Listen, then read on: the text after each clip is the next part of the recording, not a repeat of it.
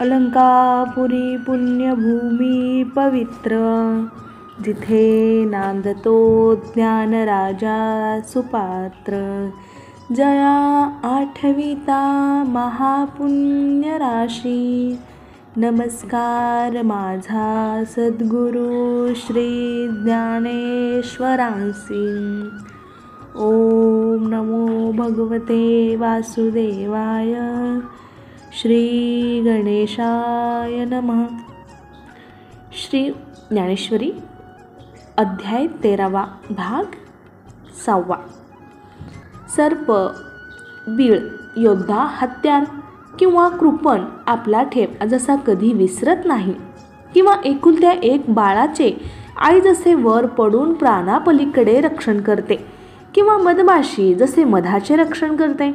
अर्जुना, जो याप्रमाणे आपल्या अंतःकरणाच्या वृत्तींचा सांभाळ करून त्याला इंद्रियांच्या दरवाजात उभेच राहू देत नाही आणि मनात म्हणतो, मी अंतःकरण ताब्यात ठेवले आहे, हे कामरूपी बागुल बोवाले समजले. आशारूपी डाकिनीच्या जर हे लक्षात आले तर जीवावर बेतण्याची वेळ येईल म्हणून तो भिवून असतो. दांडगा नवरा त्याची बायको जर दांडगी अथवा ढीठ असेल तर तिला जशी बाहेर पडू देत नाही, त्याप्रमाणे जो आपल्या मनोवृत्तींना नेहमी ताब्यात ठेवतो, अर्थात इंद्रियांकडे जाऊ देत नाही. सर्व इंद्रियावर मना इतकी सत्ता चालविणे शक्य नसल्यामुळे ज्या देहाची ती इंद्रिये आहेत त्या देहासगट तो त्यांना संयमाच्या निग्रहाच्या स्वाधीन करतो. मनाच्या महाद्वारात इंद्रिय दमनाच्या चौहाट्यावर जो यम व दम यांना नित्य जागृत ठेवतो. मूलाधार, मणिपूर आणि विशुद्ध चक्र ह्यावर मूळबंध, ओडियाना बंध व जालंधर बंध हे तिन्ही स्थिर करून इडा व पिंगळा यांच्यामध्ये असणाऱ्या सुषुप्नेत चित्ताचा अर्थात मनाचा लय करतो. समाधी शय्येपाशी जो ध्यानाला बांधून टाकतो व त्याचे चित्त चैतन्याशी एकरूप होण्यासाठी सिद्ध असते. अरे, ज्याला मनोनिग्रह असे म्हणतात तो हा आहे असे समज. जेथे हा असेल तेथे ज्ञानाचा विजय अथवा उत्कर्ष असणारच. ज्या पुरुषाची आज्ञा त्याचे मन शिरसावंद्य मानते तो मनुष्य नसून मनुष्याच्या आकाराने अवतरलेले मूर्तिमंत ज्ञानच आहे असे समज. आणि विषयांविषयी पूर्ण वैराग्य असावे म्हणून ज्याच्या मनाला जिवंत म्हणजे पूर्णपणे मदत आहे. ओकलेले पुन्हा प्यावे, खावे अशी जिभेला कधीही इच्छा होत नाही, किंवा प्रेताला आलिंगन देण्याकरता जसे कोणीही आपले अंग पुढे करीत नाही, कोणालाही विषभक्षण नको असते. पेटलेल्या घरात कोणीही शिरत नाही, किंवा वाघाच्या गुहेत जशी वस्ती करता येत नाही. रसरशीत लोखंडाच्या रसात जशी उडी घेवत नाही, किंवा अजगराशी जशी उशी करता येत नाही. अर्जुना, त्याप्रमाणे ज्याला विषयाची गोष्ट काढलेलीही खपत नाही व म्हणून जो इंद्रियांच्या तोंडाला एकही विषय लागू देत नाही, जो मनाने स्तुत्त वृत्तीचा, देहाने कृश व ज्याला शम व दम, मनोनिग्रह व इंद्रिय निग्रह यांची फार आवड असते. अर्जुना, जो नेहमी तपाचरण व व्रताचरण आचरवितो व ज्याला गावात अगर लोकवस्तीत येणे म्हणजे प्राणसंकट वाटते, ज्याला योगाभ्यासाची फार हाव असून निर्जन ठिकाणी वास करण्याची आवड असते, ज्याला जनसमुदायाची गोष्ट काढलेलीही सहन होत नाही, बाणांच्या शय्येवर झोपणे किंवा पुळकंपात लोळणे, त्याप्रमाणे ज्याला इहलोकीचे सर्व भोग वाटतात व स्वर्गसुखाच्या गोष्टी ऐकून ज्याला मनात ते भोग सडलेल्या कुत्र्याच्या मांसासारखे वाटतात. विषय वैराग्य म्हणतात ते हेच आहे. यानेच आत्मलाभाचा भाग्योदय होतो व जीवाला ब्रह्मानंदाची योग्यता प्राप्त होते. असा ऐहिक व पारलौकिक भोगाचा तुला जिथे अत्यंत वीट दिसेल तिथे ज्ञान रहिवासी आहे असे समज. आणि जो आस्थापूर्वक यज्ञादी व तलाव, धर्मशाळा वगैरे परोपकाराची कर्मे करतो, परंतु मनात केलेपणाचा यत्किंचितही अभिमान बसू देत नाही, वर्णाश्रमाला आवश्यक अशा नित्यनैमित्तिक कर्माचे जो नेमाने व यथासांग आचरण करतो, पण मी ह्यांचा करता किंवा मीच म्हणून हे सिद्धीस गेले अशी मनात कधी कल्पनाही केली नाही. वाऱ्याने जसे एकाएकी सर्वत्र वाहावे किंवा माझ्या उदयाने लोकांना प्रकाश मिळतो आहे ही वार्ताही सूर्याला माहीत नसते. बोलणे हा शब्दराशी वेदाचा स्वाभाविक धर्म आहे. प्रवाह रूपाने वाहणे यात गंगा मातेचा हेतू नसतो, तो तिचा स्वभाव आहे. तसा ह्याचा आचार अहंकाररहित सहज घडत असतो. योग्य ऋतूमध्ये वृक्ष फळे देतात, पण त्यांना आपण फलधारणा करणारे लोकांना उपयोगी पडतो याची दादही नसते. तशी सर्व कर्मामध्ये ह्याची वृत्ती असते. माळेतील धागा सूत्र काढले की फुले जशी विलग होतात, त्याप्रमाणे मनाने, आचरणाने अथवा बोलण्याने होणाऱ्या कोणत्याही क्रियेत अहंकाररूपी सूत्राचे नाव नसते. आकाशात ढग जमले तरी त्याचा आकाशाशी काहीही संबंध नसतो. त्याप्रमाणे देहाकडून होणाऱ्या कोणत्याही कर्माचा याला स्पर्श होऊ शकत नाही.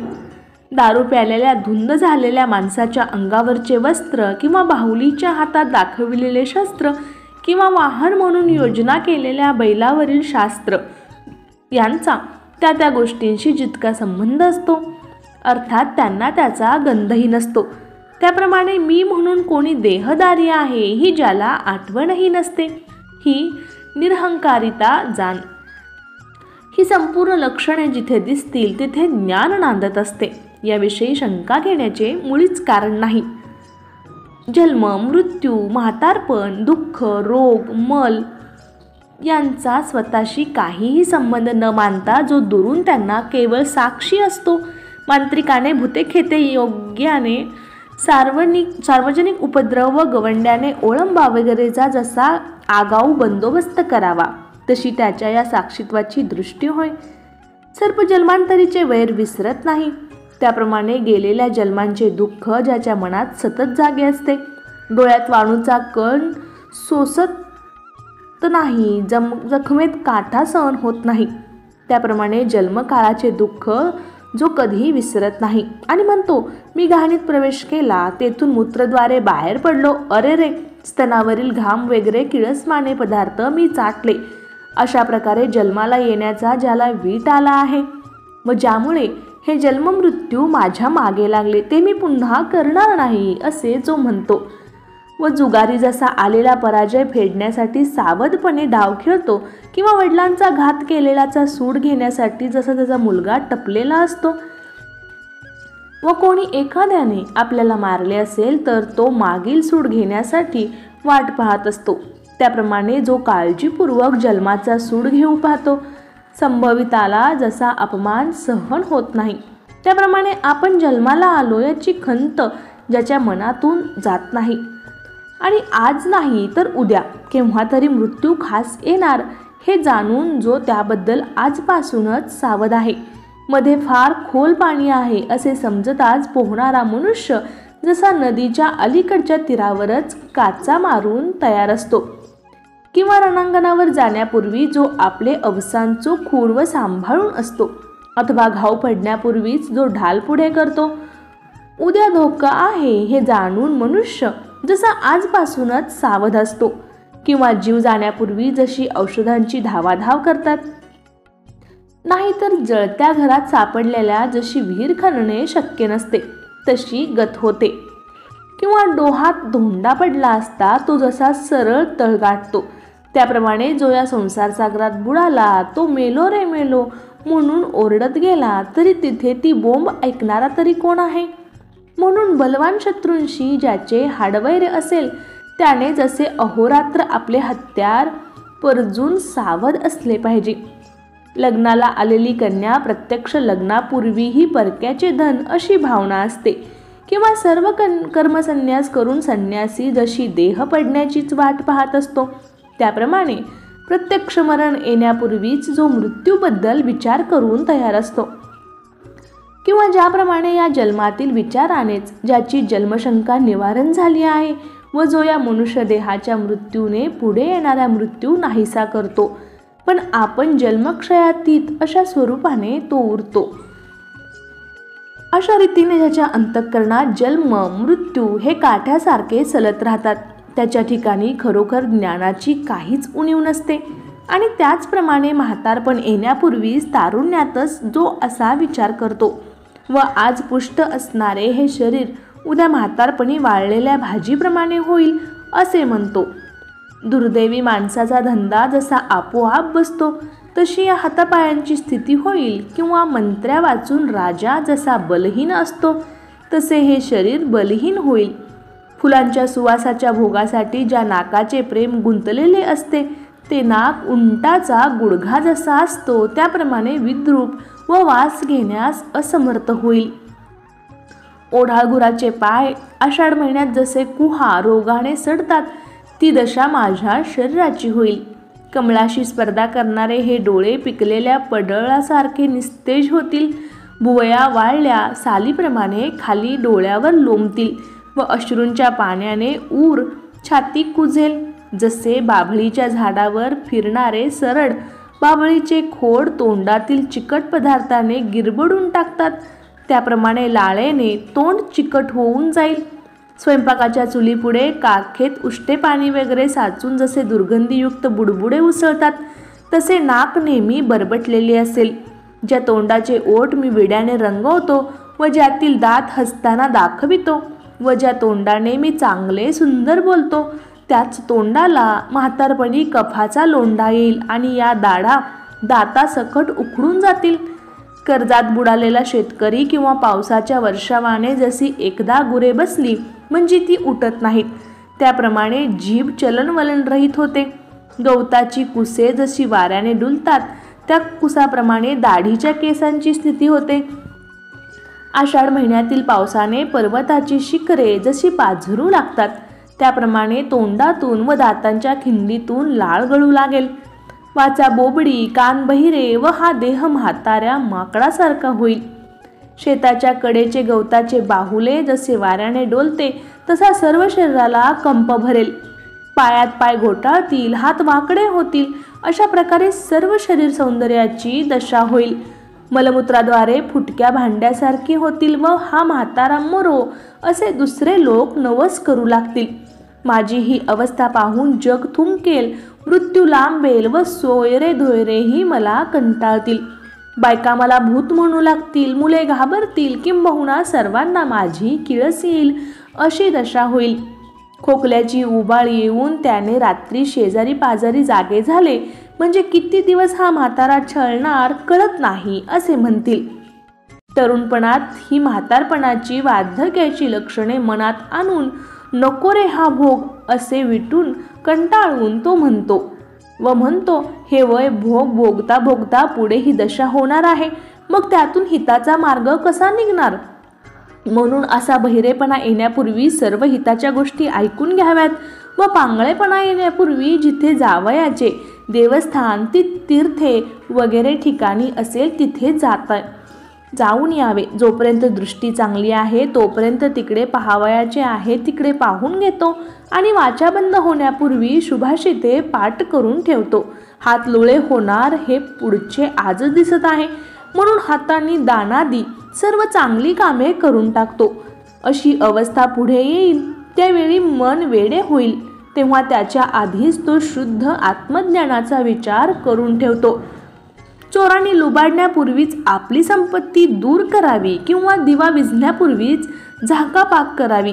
त्याप्रमाणे म्हातारपण येऊन मग या शरीराची जी वाताहत होणार आहे त्यापेक्षा आत्ताच विचाराने त्याचा आपला नसलेला संबंध तोडून टाकावा हे बरे. आपण जाणार त्या वाटेने डोंगरी किल्ले वगैरे आहेत, तसेच पक्षी घरट्याकडे वळत आहेत. तेव्हा अस्तमानाची वेळ आहे असे जाणूनही त्याची पर्वा न करता जो प्रवासाला निघतो तो चोराकडून कसा नागवला जाणार.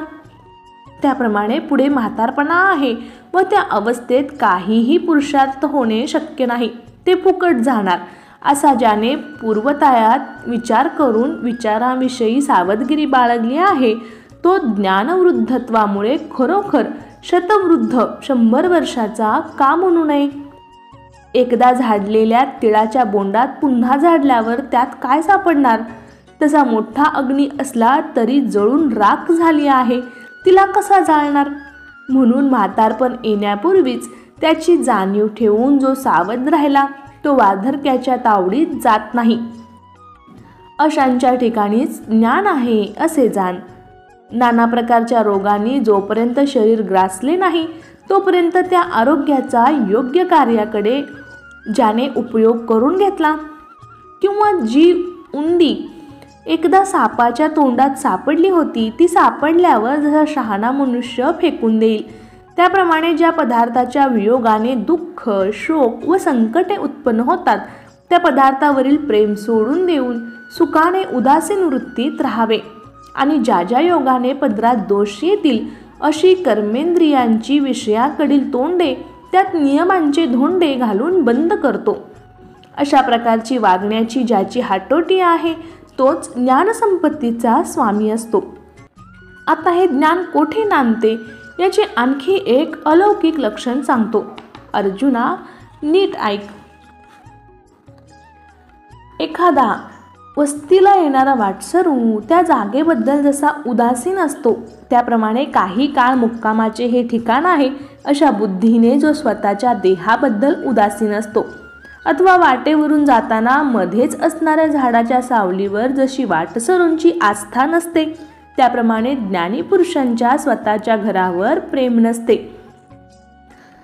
आपली सावली नेहमी आपल्याबरोबरच असते, ती आपल्याला जशी असून नसल्यासारखी असते.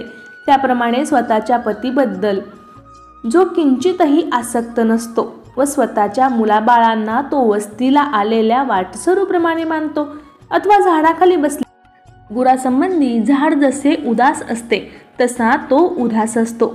अर्जुना, त्याच्यापाशी असलेल्या संपत्तीबद्दल प्रवासात घटकाभर गाठोड्यापाशी बसविलेल्या राखणदारासारखे आपण आहोत, यात आपले असे काही नाही अशा बुद्धीने वागतो.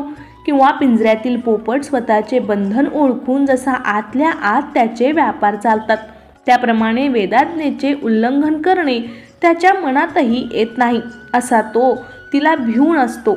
अशा प्रकारे स्त्री, पुत्र, संपत्ती इत्यादीचे ठिकाणी ज्याची मैत्री म्हणजे आसक्ती नसते तो ज्ञानाचे जन्मस्थानच आहे असे समज.